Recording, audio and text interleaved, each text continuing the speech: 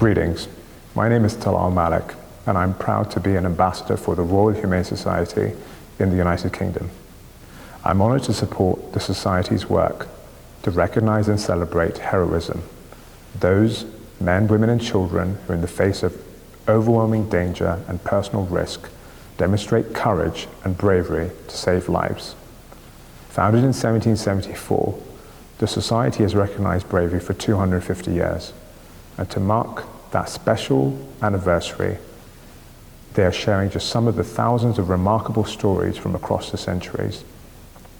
My story is from 1866, and as context, this was the year which witnessed the completion of the first transatlantic cable, and also the year in which the United States Congress passed the Civil Rights Act of 1866, the year in which Abdullah bin Faisal al Saud repelled the attack on Dammam on the Arabian Peninsula, the year in which Sir Syed Ahmad Khan, the founder of the Scientific Society in British India, published the first Aligarh Institute Gazette, and the year in which the Tongzhi Emperor, a boy of just 10 years old, completed his first 5 years of imperial rule.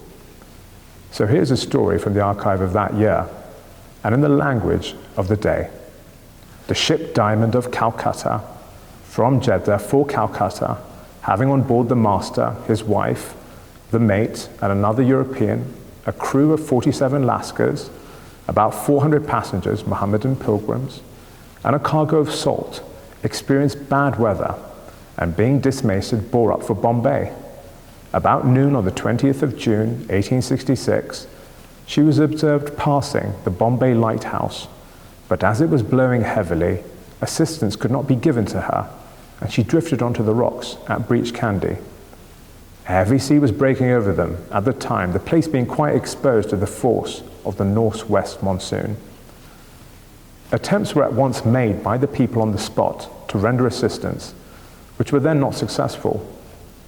But on the 2 following days they were renewed, and by the unceasing exertions of those who took part in rendering assistance, the whole of the passengers and crew who remained on board, some having jumped overboard and swum ashore, all reached it by means of spars, etc., and some having lost their lives in the attempt were safely landed. The rescue of the shipwrecked persons was attended with much difficulty and danger, as in consequence of the heavy sea breaking on the beach, several of the boats were capsized and damaged. Amongst a large number of persons who rendered much valuable assistance on this occasion, 2 gentlemen, vid illicit, Messrs. J. Lake of the Bombay Reclamation Company's works, and W. H. Millett, 3rd officer on board the Peninsula and Oriental Company's steamship E, made themselves conspicuous by their gallantry. Mr. Lake took command of the first boat that put off to the wreck on the 20th of June. The boat was capsized, but the crew was saved by clinging to her. He also formed one of the crew of another boat, which made an attempt to board the wreck on the following day, but which became waterlogged and unmanageable, and was driven on shore, where she was stove. The boat was repaired, and Mr. Lake again went in her.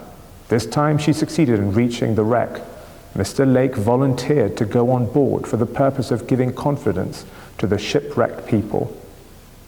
He went on board and rendered great service in assisting the almost helpless passengers into the boat.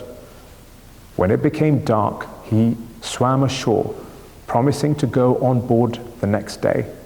At daybreak, he went off again in a surfboat and remained for some hours, exerting himself in putting the passengers over the ship's side until all had left the wreck. Mr. Millett was in command of a lifeboat sent overland to the scene of the wreck by the superintendent of the Peninsula and Oriental Company at Bombay. Upon her arrival on the 21st of June, Mr. Millett, accompanied by Mr. H.B. Greaves, the company's dockmaster, and a crew of 12 Chinamen, proceeded in her to the wreck, and in 2 trips brought ashore some of the passengers. On the following day, he made 7 trips, and succeeded in landing in safety altogether 120 people. During the time he was engaged in this service, the sea was very heavy and the boat was continually filled with water. On 2 trips, Mr. Millet was washed out of the boat and was with difficulty saved, but he continued his work until the last passenger was landed. I find this story of bravery from 1866 remarkable. It is a Hajj pilgrim ship leaving from Jeddah on the Red Sea of the Arabian Peninsula to Calcutta in India before being shipwrecked in Bombay, modern-day Mumbai. 120 people, largely Hajj pilgrims from Mecca and Medina, are saved by the likes of Mr. Lake, Mr. Millet, and Mr. Greaves, as well as the crewmen who came from China. This story and the work of the Royal Humane Society overall reminds me of the verse in the Holy Quran, Surah 5, verse 23. Whoever saves a life, it is as if they have saved the whole of humanity. This remarkable story is just one of thousands. The Royal Humane Society is encouraging people to become governors. If you'd like to find out more about the Society and their work, do visit their website and support them, however best you can, in their 250th anniversary year.